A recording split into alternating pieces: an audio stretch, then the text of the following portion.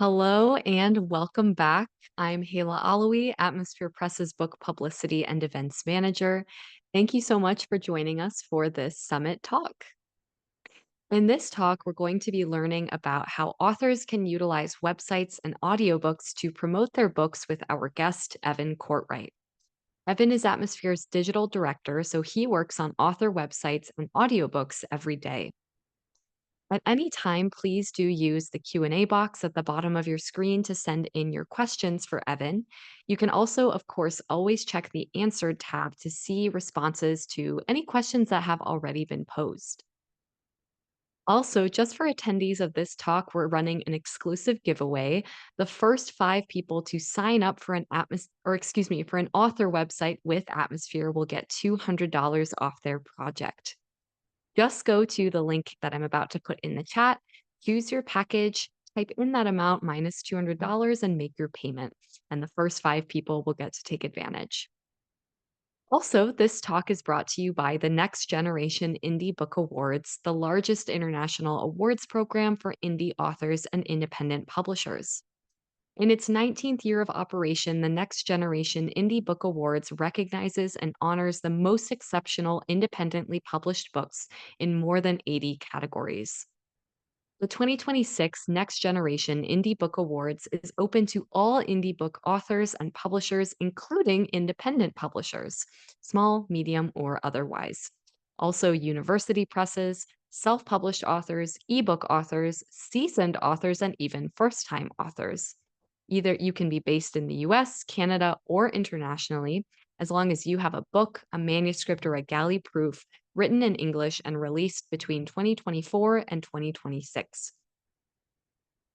Take advantage of this exciting opportunity to have your book considered for cash prizes, awards, exposure, recognition as one of the top independently published books of the year, and possible representation by esteemed New York literary agent Marilyn Allen of Allen Literary Agency or one of her co agents. Top cash prizes are up to $1,500, and the entry deadline is February 13th. Visit indiebookawards.com for details and to enter. We've had a few Atmosphere authors be skilled enough to have placed in this prestigious award, so Atmosphere Press is proud to collaborate with Next Generation Indie Book Awards. I'm going to put that link for a chance to submit in the chat. With that, I'm thrilled to introduce our guest speaker. Evan Courtright handles the digital presence for Atmosphere Books, making sure every Atmosphere book is represented well, both on the Atmosphere Press website and also on the individual author websites he builds for our authors. With a degree from Kent State University, Evan also navigates the increasingly important terrain that is ebooks and audiobooks, ensuring that Atmosphere authors' books are enjoyed not just on paper, but elsewhere. Evan, the floor is yours.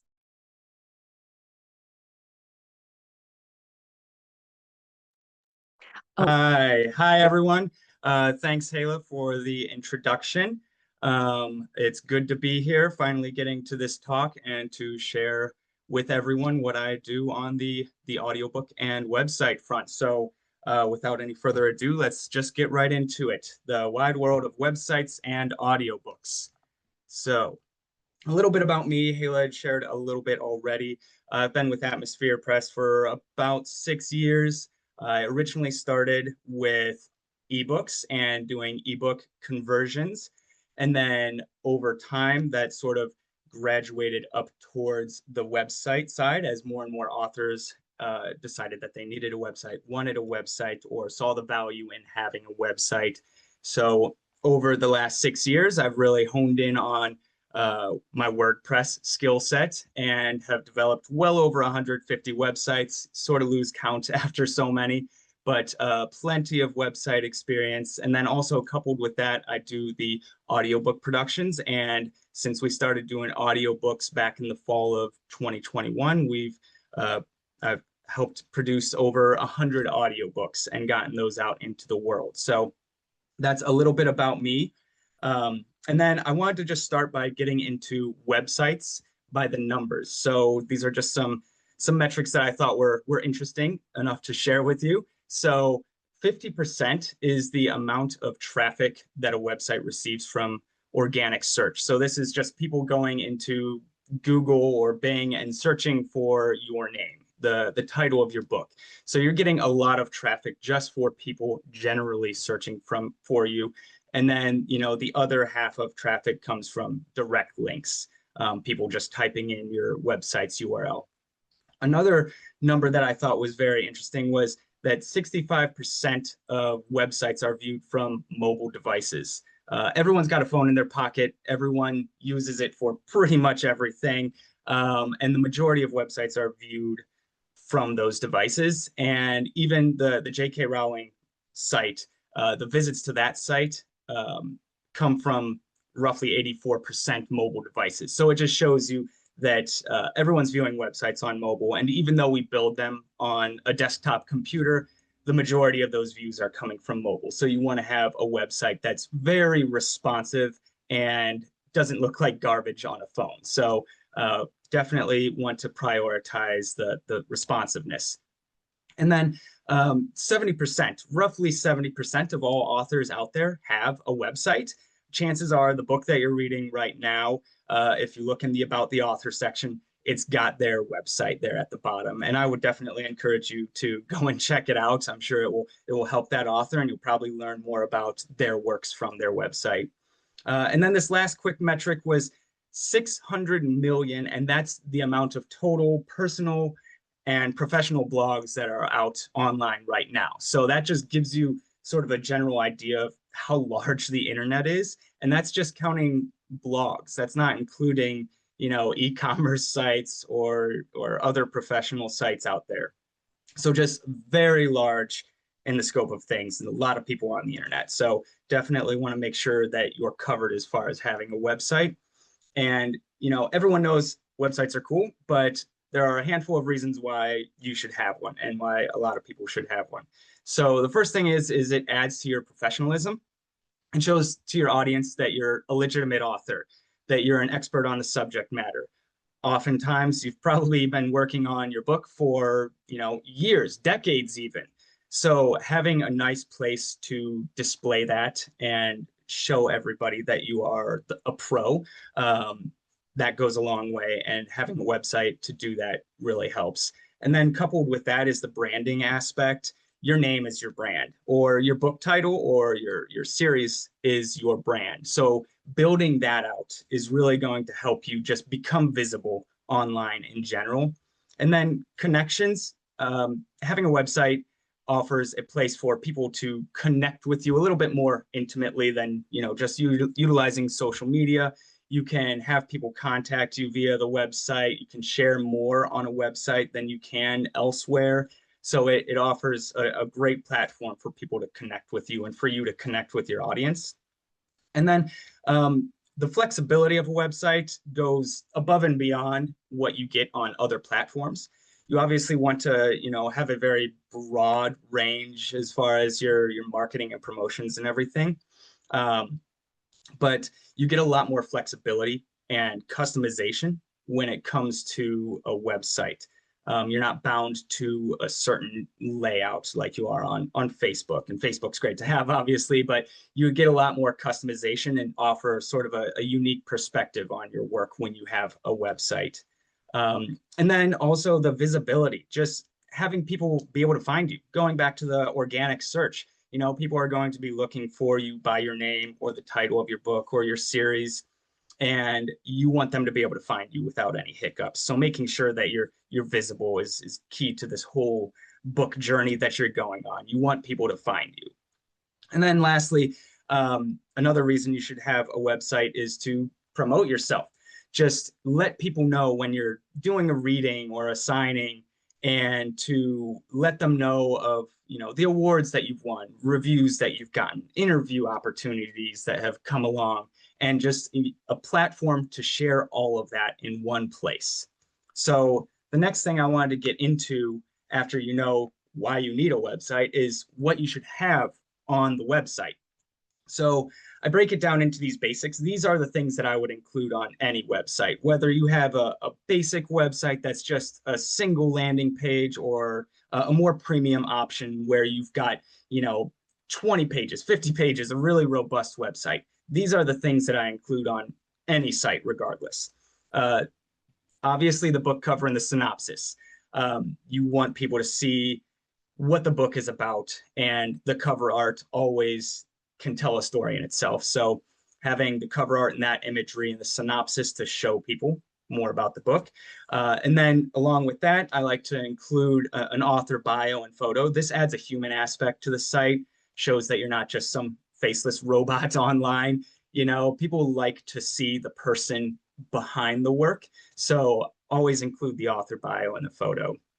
And then the contact form, going back and uh, always wanting to have a way for people to connect with you. So having a contact form, just a basic one, it doesn't need to be anything too crazy or elaborate, just a way for people to type in their name and their comments. You know, maybe they have a review they'd like to offer, or they'd like to collaborate. Maybe having that way for them to get in touch with you is really going to help you out. And having that be something, you know, sort of front facing really helps.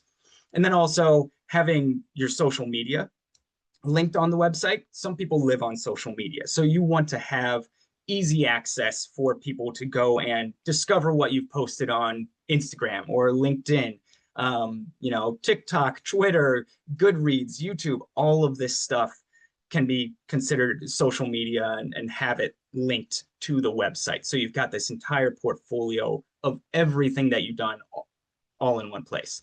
And then the last thing that I would add as a necessary thing on any site is the purchase links.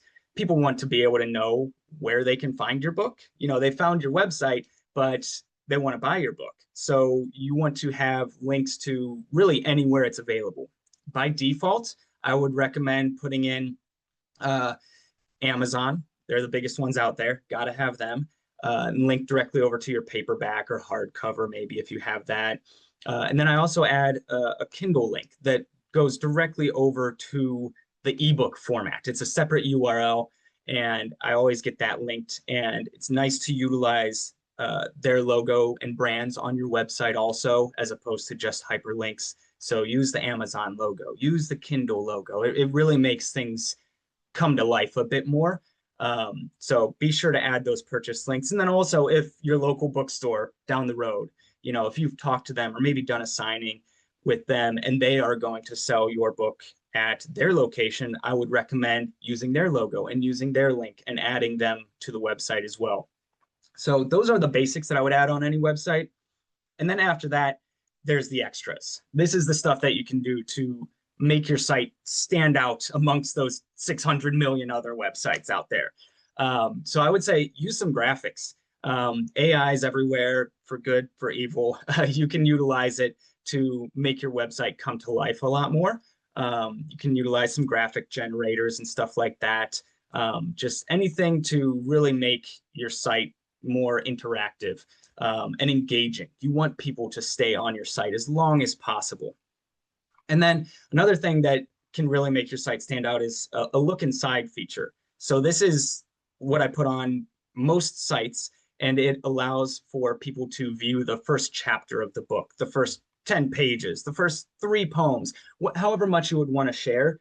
I think it's good to have that on a site. It sort of acts as a further teaser to get people intrigued in the work and wanting to purchase it. And I always add the purchase links right there next to it, so it's easy access for them. Remove any friction for them purchasing the book. So the look inside feature goes a long way, and there's some really cool graphics that you can utilize on websites to make that feature come to life.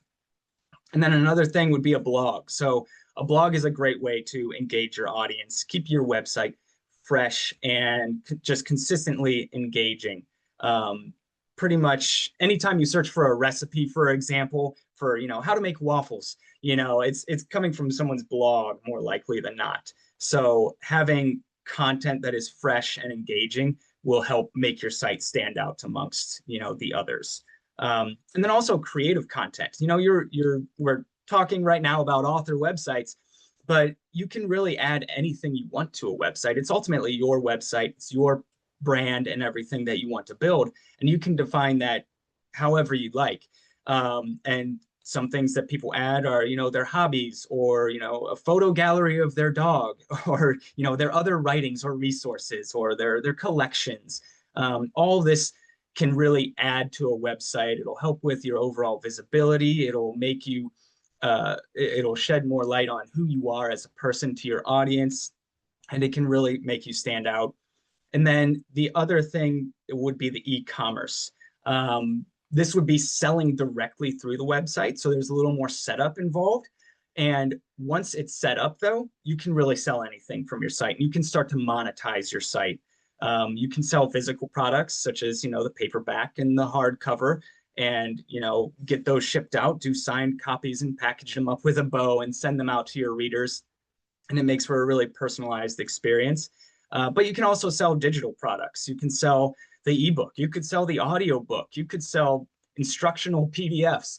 And that sort of thing works really well. There's no inventory to manage. You don't have to ship anything out. And these are all just things to consider as you're going into the website world and developing out your website.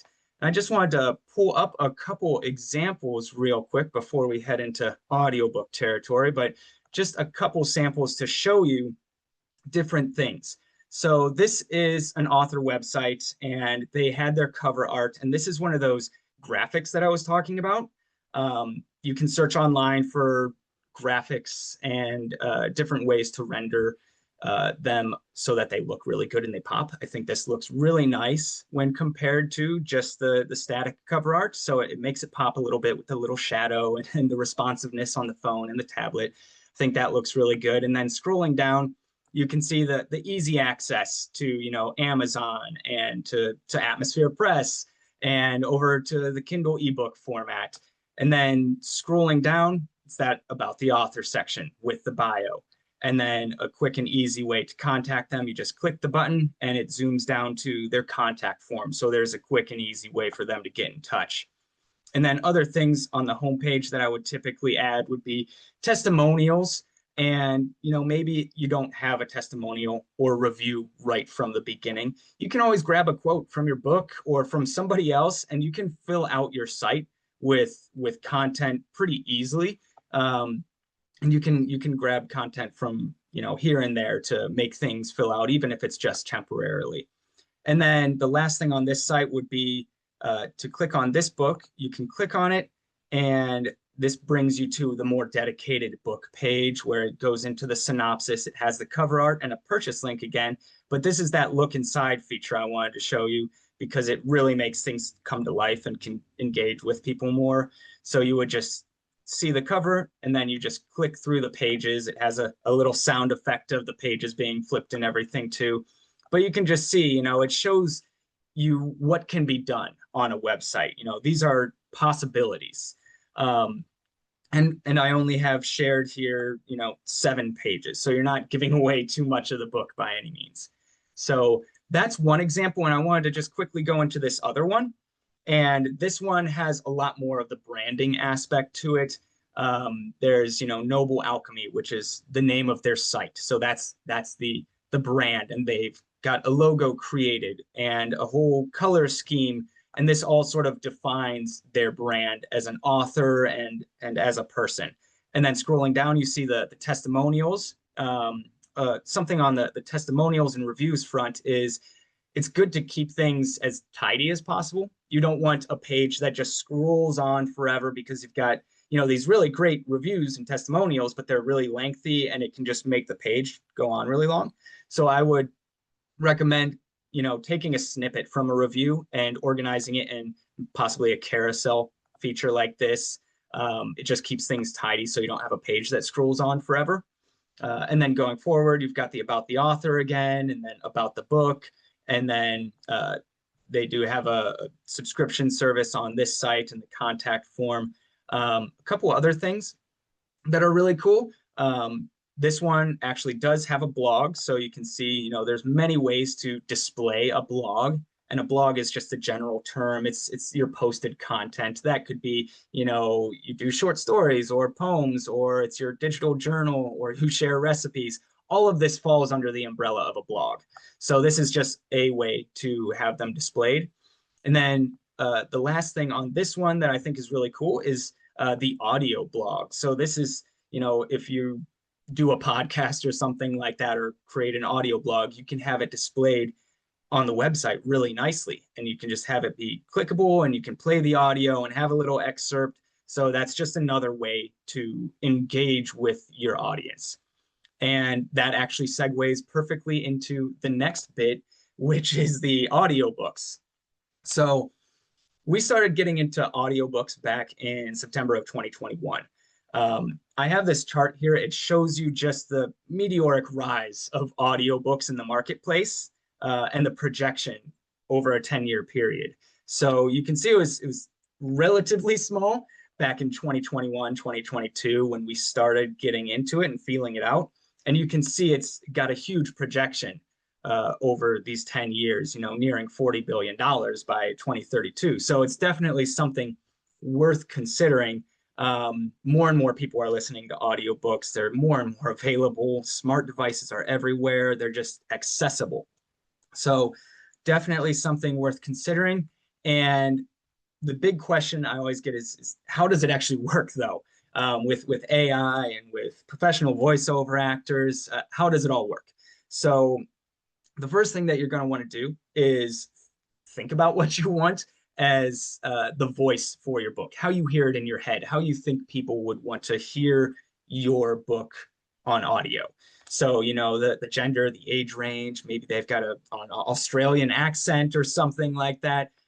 You can have all this stuff going around in your head, thinking about exactly what you want for the voice, and then start to seek out that voiceover talent.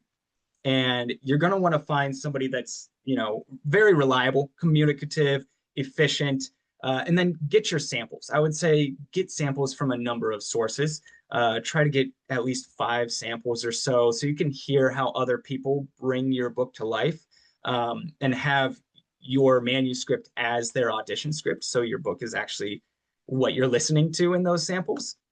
And then once you decide on somebody, or you're pretty sure you're ready to move forward with someone, you're going to want to have a 15-minute sample. You want an extended sample just as proof that they are the person that you want to work with for the entire production of your book. It's a big investment and time investment that you've gone through to get to this point. You want to make sure that you've got the right person for the job, and an extended sample is definitely the best way to do that. After hearing the extended sample, you might have some further notes for them, or you might decide to go with somebody else, but getting it to that point is definitely key to having a successful audiobook production. And then once you're ready to move forward with them, you're going to want to provide them with any additional notes. Maybe you have certain character attributes that they should know. Maybe your book has some really tricky pronunciations in it, foreign languages or made up languages, fictional stuff. You want to detail that in a document so that they know going into it that, hey, there will be some tricky pronunciations and here's how you pronounce it, so that you can get through the entire production without a bunch of re-records. That just takes a lot more time, can really drag things down. So you want to make it as smooth a process as possible by giving thorough notes. And then after you go through this whole process, you listen to all the audio, you approve all the audio as it comes in. As it might not be perfect the first time around. Maybe they do stumble on a pronunciation somewhere. We're all human. You make mistakes from time to time, even professional voiceover actors. So if there is a mistake, note the timestamp where the mistake happened and just let them know how to fix it, what the correct pronunciation is. And then they just re-record it, you approve it, and then you're off to the races. And then after everything's done, you upload it, and then your audiobook starts to show up on vendors and retailers everywhere. And those vendors and retailers are some of these guys. So where can people listen to your audiobook? Obviously, Audible is going to be synonymous with audiobooks, but there are all of these others. Amazon and Audible are the big guys, but then you also have Apple. You've got Google, you've got Spotify and Chirped and Overdrive and Libro FM. You've just got so many. So getting really good coverage on audiobooks gets you gets you really far. It is worth noting Amazon and Audible, since they are the giants out there, they can take a little bit longer uh, for audiobooks to land on their platform. But even in advance of that, you get really good coverage on these other vendors and retailers across the board. So ultimately, you want your Amazon listing, for example, to look something like this, where you have your Kindle ebook and your hardcover maybe and your paperback, but then you also see the audiobook right there next to it. So definitely good to cover the entire market in publishing. Make sure that you're reaching out to everybody in your audience, whether it's with the print copy or the people reading ebooks or the audiobook. Getting that coverage really gets you pretty far. So that's my presentation for you. I'm open to questions. I'm ready to help out. All right. Well, first of all, thank you for all of that in-depth guidance and insight, Evan. And like Evan said, at this time we do have some time for our audience Q&A. So if you've got a question, whether it's about websites or if it's about audiobooks, just go ahead and type those in the Q&A box at the bottom of your screen. We're going to do our best to get to all of them. So, this first question, Evan, this is about websites. How important do you think having regular content on a website is for an author? Does posting regularly increase traffic to your website? Yes, yes, definitely having rich content gets you pretty far, but the website's an ever evolving thing. Search engines are always changing. You always hear the algorithm being updated or changing for one thing or another. So constantly, not constantly necessarily, but on some sort of regularity, updating your website or utilizing a blog where you're making a post every week can really keep you towards the top of those search engine results and offer additional links for people to discover your website. So yeah, I would say having a static website is great, but having an engaging website that evolves over time is really going to help you out in the long run. So that kind of ties into a related question because, like you said, Evan, I mean, a big element here is that the search engine and the internet is constantly changing. So, you're trying to tap into that. But a related question, can an author website replace quote unquote social media? So I won't use it as a replacement for social media. I think they work in tandem a lot.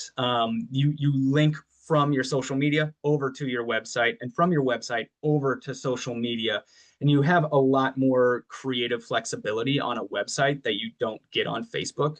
On Facebook and social media platforms, they're all pretty much the same. It's all broken down into your posts and your profile and all of that, your shares and reels and everything.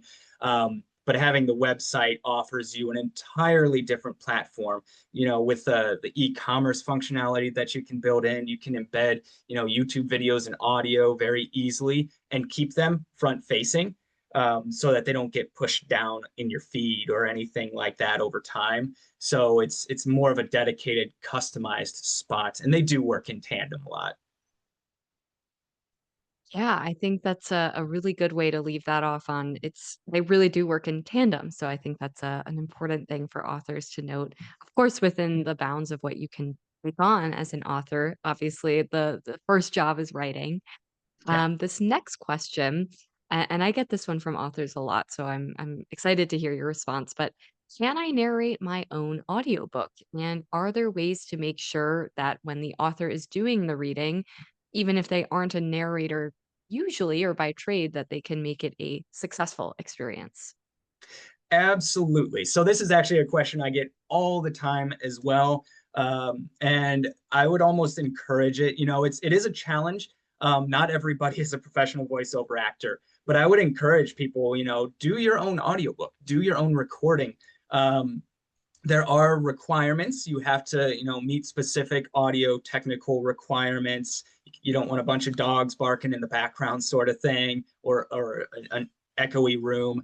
And then there's also like the file requirements, making sure that you've got your opening and closing credits done correctly, and you have a retail audio sample that's intriguing, and that everything is structured so that the end user can navigate it. So having that sort of digital table of contents. Um, but you definitely can do the recording yourself.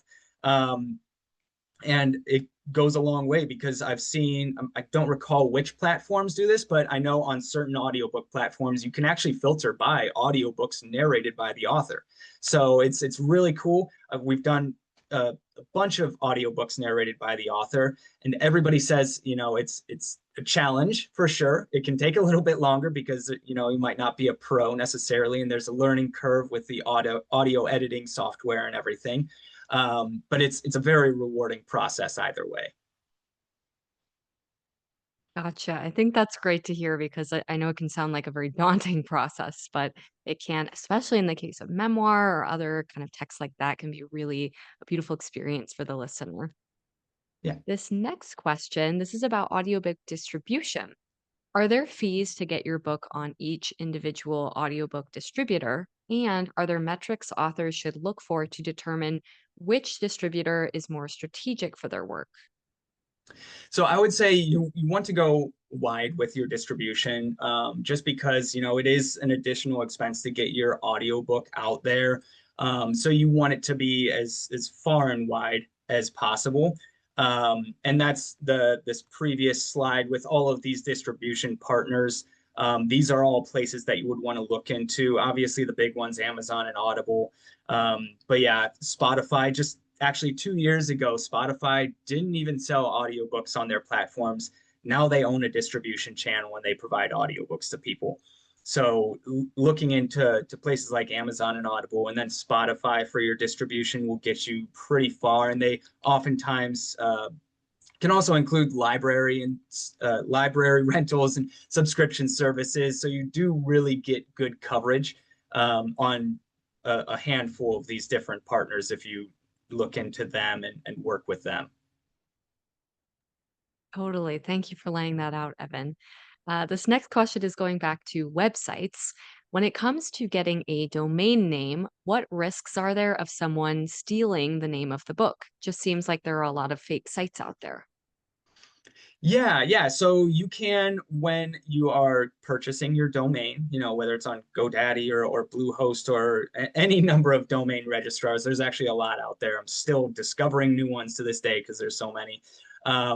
There's something called domain privacy and protection. It makes sure that your domain is secure. People can't get it. Your website's going to be copyrighted and everything. You can have privacy and protection rules on the website so people can see all of that. You can have a page that's dedicated for it. WordPress actually has a dedicated page and a template for you to have privacy settings and everything so that people can see that. And that coupled with your domain privacy and everything gets you all the way, and you don't have to worry about someone coming in and stealing your website. As far as your website potentially being stolen or something like that, it's usually a hack. That's usually what happens. And there are a number of measures that you can take to make sure that your website is safe and secure. Those would be having randomly generated passwords. That would probably be one of the big ones. So for your login credentials, use a random password and change it every so often. And then also utilizing, let's see, automatic updates for your themes and your plugins, because that's oftentimes how websites go down. If you type in your website and something else pops up, chances are it was hacked because there was an outdated plugin or theme, and that offered a backdoor for a hacker to get into and go and add malicious content to your website's code.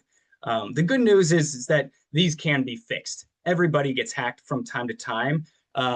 Rarely if you take these measures, but even the federal government gets hacked, and big institutions get hacked, and they all take measures to prevent it. And when it does happen, there are other measures and protocols to get it cleaned up in a timely fashion. So it's really good to know all of these things as you're going into it, so that you're not sort of hit out of left field. Yeah, great to have a little bit of security advice in there as well Yeah, because it is the internet. It's a bit of the Wild West at times. that's true. This next question is going back to authors doing audiobooks themselves. is there a cheat sheet or a specific place to look that shows industry standards so as the author, you know you're doing it the correct way? So you can get some metrics depending on who you upload through and who you're distributing with. That's where you're going to get most of your information, your cheat sheets and your metrics. If you have your audiobook out there and produced, you can see, how many sales came in, and what they are buying, and same goes for the print and the ebook. I would imagine, you can get the metrics and you can see where the sales are coming from. So utilizing the distributor for that is where you're going to get most of that information. Perfect. Thanks, Evan. And we've just got time for one more question for you. This question is: does audiobook release or marketing differ from the release or marketing of other book formats? So, like Yes. physical, paperback, hardcover, ebook, that kind of thing. Yeah, so there is a little bit of a difference. A lot of marketing and promoting is more based around the physical book, the manuscript, the paperback, and maybe the ebook. Audiobooks are oftentimes left out of that at this stage in the game. I would imagine it's going to change as you see the trends mark upwards. But there are a number of things that you can do to get your book out there more. A couple of those would be giveaway codes. So going back to the distributor side, oftentimes they have giveaway codes so that you can send a link that has a code tied to it, and that will allow somebody to listen to your audiobook for free. So you can utilize giveaways and send those codes to your audience to help spread the word. And then you can also do self promotion via your author website or your social media. Best to do both if you can, without wearing yourself thin too much. But yeah, utilizing your website, your socials to reach the audience and continue to build out on that. And then you can also collaborate with other authors. There are other people that have done audiobooks out there, and maybe they're willing to help you out and cross post your audiobook on their platforms, on their website. So and then also the last thing I guess would be to mention the audiobook in those other promotions and marketing efforts that you're doing. So if you are talking about your print book and your ebook in an event or whatever it might be, mention that you have the audiobook. Always be peppering it in so that people know, oh, they've got an audiobook. That's so cool. And then they can click on links and go and discover the audiobook as well, even if it's not necessarily a promotion for the audiobook. You've still mentioned it and it's still getting out there. Perfect. Thank you for that very comprehensive response. And just one thing you mentioned that I wanted to touch on is, connecting with other authors, kind of crowdsourcing advice or input that way. I just wanted to comment. I can see a lot of people in the chat are networking and connecting over their projects. So I hope that that continues to happen in the chat, and that, if this specifically audiobook input is something you're looking for, that, you can kind of network with one another and make those connections that way. But at this time, that is all the questions we have time for in this talk. So thank you so much to Evan Courtright for sharing your knowledge and advice with everyone here today. Thank you also to everyone in the chat, A, for sending in all those questions, and B, for helping one another in the chat as well. Networking, like I just mentioned, it's really lovely to see. The next talk today will be a fireside chat with Atmosphere Press's founder and CEO, Dr. Nick Courtright. To rejoin the Zoom webinar for Nick's fireside chat, just click the same link you clicked to join the Zoom for this talk.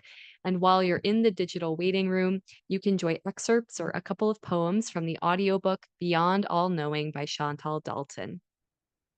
Thank you again also to this talk's sponsor, which is the Next Generation Indie Book Awards. Submit your book today for a chance to win recognition and up to $1,500 in cash prizes. I'm going to put the link to submit um, in there as well, in the chat as well. And I also wanted to mention that you can book a meeting with Evan if you'd like to discuss options of putting together an author website for yourself. Remember that the first 5 people to sign up for an author website officially. Oops, I accidentally removed the link. Let me make sure everyone gets that here. The first 5 people to sign up for an author website officially with Atmosphere will get $200 off.